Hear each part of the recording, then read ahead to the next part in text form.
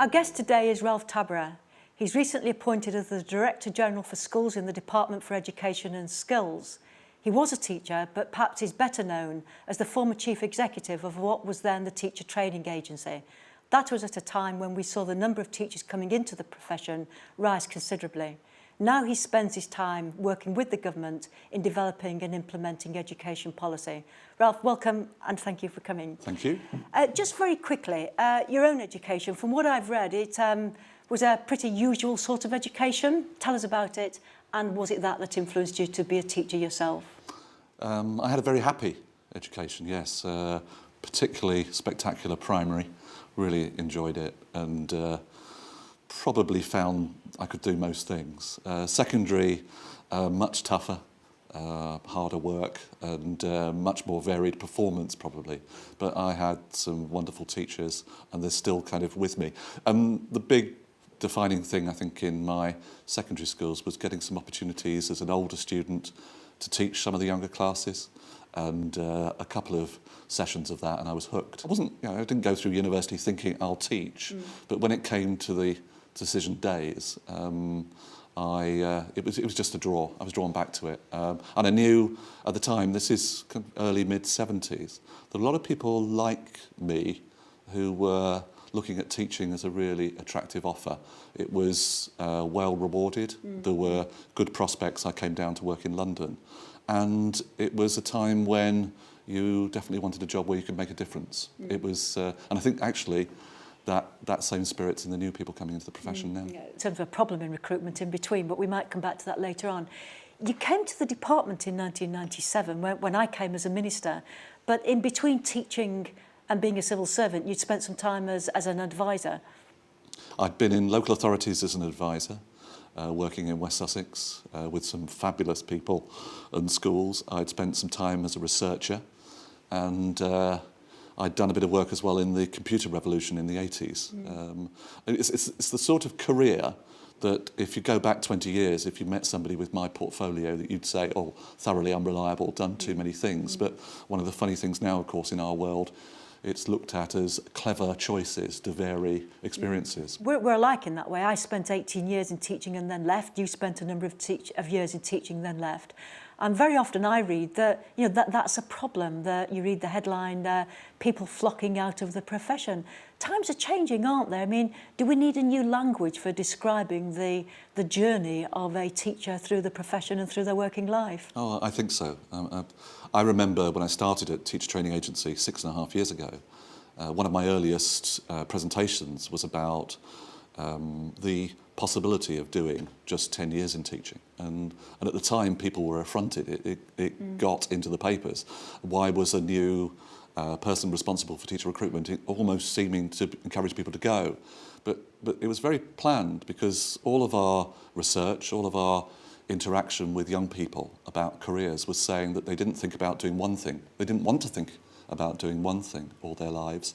They saw maybe they do 4, 5, 6 different careers. And actually, they were more attracted by a profession which said, do this for 5, 10 years, and then take a look. If you want to change, that's okay. So that the journey of being a teacher is massively different. It's you're in control of it. Yeah. I must admit, though, when I talk to teachers now, and some of them do say, I'd like to do something else, I can't remember anyone who's actually said, I'd like to be a civil servant. And that was the change you made in 1997. So, I mean, what was the attraction in being a civil servant after having been a teacher and an advisor? I think I was first drawn to work in the department. I'd been working just before that in research. I was first drawn because I wanted to know how policy worked and how the centre worked. Actually, from outside, I was trying to understand why it made so many bad decisions. And it just intrigued me. And I got offered a very interesting role building some pupil performance systems, pupil data systems. And it looked like a good place to learn. I didn't think I'd stay. But it's an immensely interesting place. You're working on... Say a bit more about that, because I think a lot of teachers don't actually know what civil servants do. So, what would you spend your day doing? I suppose if you summarise it, there's 2 parts. One part is you're involved in advising ministers on policy. And that doesn't mean you spend all day talking to them. you spend a lot of your time analysing, understanding how the system works, understanding what's currently a strength, what's a weakness. You understand what the politicians are trying to do. You understand how the system may respond, and you're processing all the evidence, all the possibilities, all the options, and you end up trying to give the minister the best possible advice about how they achieve their goals. And then the other part of it is the tough end, which is about turning the policy into practice, where you've, I don't know about you, but if I look back on the last 20 years of education, I think we've had great ideas and some pretty poor implementation. We've not been short of good ideas, we have been short of good implementers. So we spend a lot of time these days on how do we make this effective? How do we turn something like a new performance management system or a new set of safeguarding arrangements for children into something that really works on the ground? Is there a feeling in this policy development that I suppose the momentum in politics is to seek a new initiative to move on because the electorate moves on, and you've got to seize the media agenda as well as the education agenda? How frustrating is that for a civil servant who, as you've just said, wants to stay the course and make sure that things are implemented as well as developed? Is there a tension there? There's a real tension. There's a real tension. I'm still learning about it. It's normally the problem comes because we do something, we make a step forward, we recognise how we need to improve one aspect of policy, and we want to get on and solve bigger and bigger problems. And it's that appetite for improvement which you sometimes have to discipline, and you have to say, hold on a minute, we haven't cracked this problem yet, or we've got to give this more time to embed, or we've got to work harder at the implementation before we drive in another message. But that is difficult, because it sometimes means saying on important issues you have to wait. You're as long out of teaching as I am, so are you still somebody with, could you describe yourself as what you now bring to the department is someone with teaching experience, or is it too far gone? How do you keep in touch with what's going on in schools from a teaching end? And secondly, does it matter whether you've had teaching experience in order to be a civil servant in the DFES? Does it make it better or easier? I think I am a hybrid. I've worked inside, I've worked outside, and I think you're right to say that that's brought something extra. Working inside, you need some closeness to what's happening in schools. You need reality checks. You need somebody saying, that's stupid. I think also the civil service, I don't want to leave any impression that civil servants are Sir Humphreys or cynical. The civil service I work with, the people who've come up through that career, they're terrifyingly bright. They're ferociously intelligent. They are just as committed to learners and children. In that traditional civil service route, I've not looked at the statistics recently, but we always used to think it was sort of public school into university, into the higher echelons of the civil service. That's not a description, I think it's fair to say, of senior levels of DFES now. There's still that strong strand, but there's other people who came in as school leavers without necessarily going to university, who are at the senior levels, and they've come up through different routes. I mean, the department to some extent reflects society. And one thing I love now, of course, is that the head of the DFES, the permanent secretary, teacher himself, head teacher, local authority, primary teacher, a primary head teacher, he is an even better model of a hybrid than I am. He's that is remarkable. Ridiculously good. We ought to go recruiting in primary schools more often. It works. Talking about hybrids, I am very well aware of this rule that civil servants are not politicians. I actually found in practice that divide, that political divide, is far more wavery than perhaps people imagine. Just a comment about that. I mean, you're a human being, you're a citizen, you vote, you've got political views. You're working in a big political machine. How do you actually temper your wish to get politically involved? How does it all play out, and what role do the political advisors play in that? That's a little bit of controversy in that question. There has to be a line. As a civil servant, you have to know and understand where that line is. You can't be political and be a civil servant. You can't combine the two. You mustn't. You must be a public servant. You've got to serve the elected ministers, the elected party, the elected government, and it's terribly important you don't cross a line. You don't become part of the values and that party, because if you do, then you can't work again with a different party. You'd have to change, and I don't actually have any problem with that. Going back to your own career, when you became head of the then teacher training agency, quite honestly, as a politician at that time, we were facing daily, weekly stories of a decline in teacher numbers, and it was almost at the point where some schools were not being able to open because they didn't have a number of teachers in them. So, you know, a huge job, huge challenge, huge promotion at a really difficult time. What made you take it?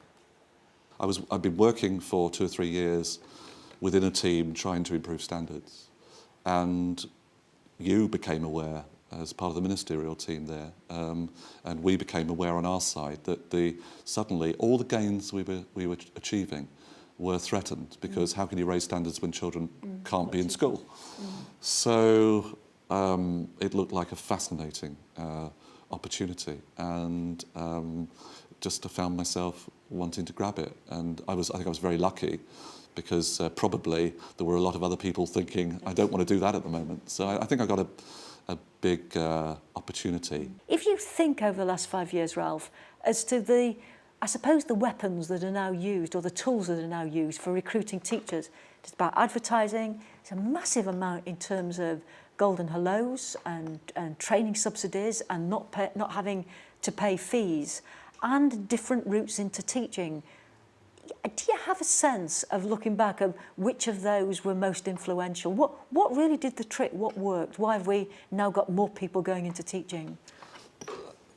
The reason we've got more people going in is because now we treat the whole business of recruitment to our industry, if you like, as seriously as other industries. We are profoundly competitive about the way we go about it, and we think about the systems with just the same rigour as somebody who is trying to recruit to the IT industry or to media or to other things. That's why we based all of our work on very good research into how people think, what affects people's career choices, and the TDA, as it now is, still does this every year very carefully. And you'll be really pleased to know that actually the motivation for coming into teaching hasn't changed. The big motivation is, I want to make a difference. I don't want to do a job which is I end up on the photocopier, or I end up moving a can of beans, or still a lot of people want jobs where they genuinely make a difference in young people's lives or in other people's lives. Yeah. And that's the message, that just by working at it, understanding what people are looking for, making changes within the profession, backing those changes, we've shifted now. And the big sort of mark that we made a breakthrough was this last year in final year undergraduates, that group that we're always trying to compete for. For the first year on record, we were the first choice ahead of media and marketing. That's brilliant. It has changed. That is a huge achievement in a relatively short period of time. But I suppose the media moves on and politics moves on, and what we see now is a great worry about the number of people going to head teachers. Oh, it's a worry. It's not a pending crisis. It's not going to go wrong in the short term. But the good thing is we've spotted it, and we've spotted it in time.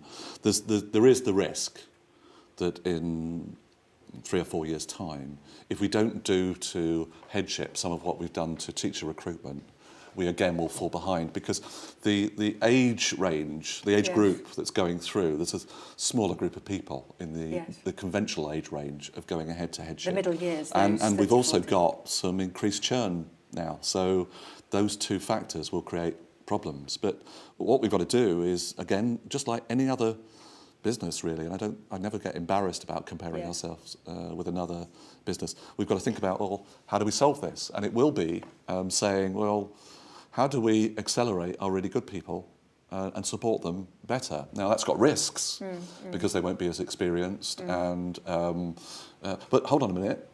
What happens if we take some of the more mature people coming in at 25, 30, 35, and we start looking at the way we fast-track them? And that's a high number, by the way. It is. I mean, we've got a third of the people now who come in are over 30. There's over 13,000 a year in that age group? Well, I think the people I meet who come in at that age actually do want to move through quickly, and I think we've got to look at what we offer them, how we make sure they've got the skills that we need, and make sure that we've got the training and the preparation. And it's constantly looking at ways we modernise our profession. We're not exempt from that. All that you're actually describing sort of a profession that's refound itself. It's a phrase I used to use was reprofessionalisation, sort of redefine itself, find itself and recruit more. And all that's true, and I'm very on board with that. But one of the things which I think is a real dilemma for us, that is, despite all that, you still get a voice from the teacher that doesn't seem to reflect that. So all the statistics, and I genuinely think now that teachers are held in far higher regard than they've ever done before. Their standing in the community is better than it has been. And sometimes even now when I'm talking to teachers, I don't get that back from them. They still feel oppressed, not supported, not paid as much, not valued. Is that something that I almost perplexes you? Is it something that you wish you could change? Oh, I do. It's much better. I mean, if you look at the surveys of teachers' self-esteem, self-value, it's better than it was, especially with the youngsters. It's definitely gone up. But you're right. There's still something, isn't there, about I almost said us as teachers. There's something about the teachers where we are self-critical. Yeah. And I think there's because the job is so often about this very important relationship with children, where you're trying to safeguard them, you're trying to create an environment for them where they can learn. We quite like to control that environment. We find change quite threatening. I mean, everybody does, but I think for teachers, they're trying to hold on to every day being great for the kids, every day being safe. It's like, you know, it's difficult. To answer the teachers' needs, they need stability, but to answer the challenge of raising standards even further, we need change. How do you manage that? Do you see that as part of your job, to manage those competing forces? Yeah, what I have to do is to bring the reality of the school and the classroom into the department and make it visible, so that if somebody wants a change, then they're sitting in an environment where they recognise how other things will move as well. And we're trying to build something the department's never had before, which is an operational environment in which you can track what's happening in schools. We can know what heads are thinking. We can interact much more actively. Well, that will bring a discipline. Yeah, I suppose, Ralph, talking about clarity leads us to the white paper, the recent white paper, the recent education bill, which clearly before your days, and very much a political document. But one of the greatest criticisms at the time was that it lacked clarity. And indeed, much of the political debate, or the debate round that then followed, was an effort, it seemed to me, by ministers and by the department to say, well, hang on, you don't quite understand us, that's not what we meant. Let's just look at that for a minute. Was it a lack of clarity? And if so, how does a department get to a situation where it publishes a document that could be so misunderstood? Or did people change their minds, and therefore it's been a policy in development as it's been discussed, as it's gone along over the last few months? I think it's a policy where there are different views, or there are different balances. I mean, there are many policies within the white paper. It's a big document, but if we concentrate on the most controversial area, which is about increasing parental choice and increasing the diversity of schools, unquestionably people have different takes on that. And whatever's written down, people have slightly different interpretations. What exactly is the reason for greater choice? What kind of parental choice? How do we manage that without actually making it school choice of parents rather than parental choice of schools? And what's happened is, I think through the white paper and then the bill, is this has been a big, bold new area to go into. I think it's a very important area to go into. But all these different positions have come out very quickly. And the bill's excited all that debate. All the anxieties about does it mean this, does it mean that, but what would happen if, they've come out. And we've been in this big cloud of different issues. And I think that it's one of those moments when the debate is sharpening the intention. And I think we're going to end up through this political process with a much clearer sense of what we are trying to achieve. Tuesday, two or three things, or two or three words that you think are driving forces behind this piece of legislation that you'd want teachers to actually think, yeah, that's what it's about, and I now understand it. What are those? Is it parental choice? Is it parent choice? Is it independence? What is it? Diversity? What is it? I think two very closely linked ideas. One of them is to give parents and the public more choice. And closely linked to that is the idea of allow there to be a greater diversity of schools, and schools which are properly self-governing, taking decisions for themselves. And I think the two forces in play will be very good. I think that the very interesting things about choice. I mean, the first choice, it seems to me, that parents want is to be able to know that their local school is good. Good enough to go if they choose exactly. to go. And I think it's getting that right is the crucial step.